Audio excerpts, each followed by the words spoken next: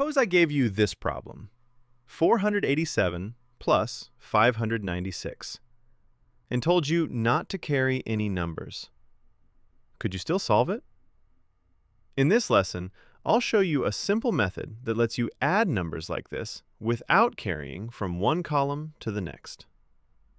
Let's start with a simple example and build up from there.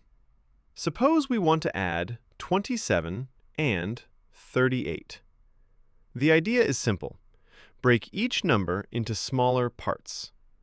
27 becomes 20 plus 7, and 38 becomes 30 plus 8. Now add the tens first. 20 plus 30 equals 50.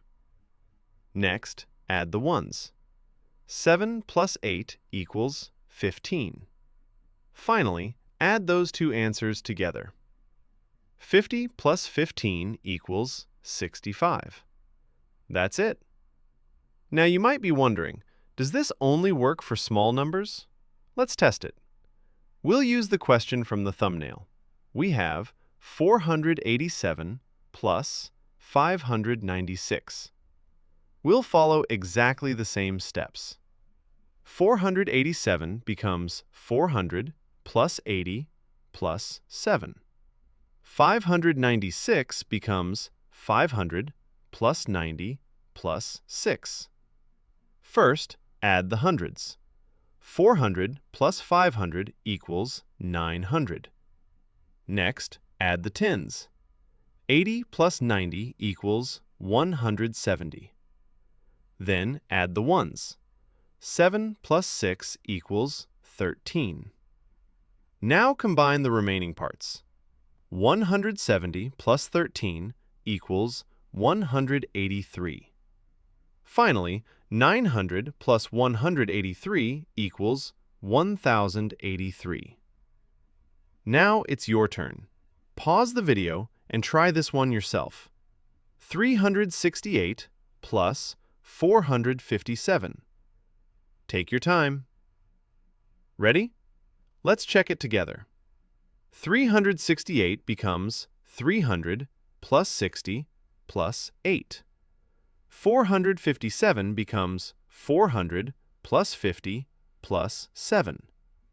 300 plus 400 equals 700. 60 plus 50 equals 110.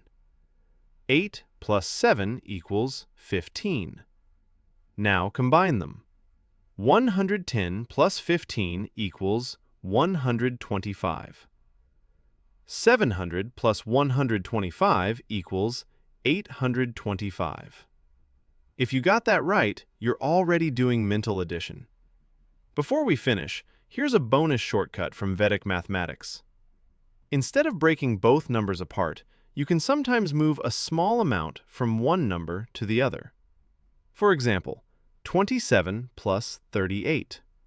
The nearest base is 40. Move 2 from 27 to 38. Now you have 25 plus 40. That's much easier to add. And 25 plus 40 equals 65. This method is called Puranaapuranabhyam. Once you're comfortable with today's main method, this bonus shortcut can make mental addition even faster. In the next lesson, I'll show you how to subtract numbers using a very similar idea. If you found this lesson helpful, please like the video, subscribe for more simple, step-by-step math lessons, and let me know in the comments whether you solved the challenge before I did. Thanks for watching, and I'll see you in the next lesson.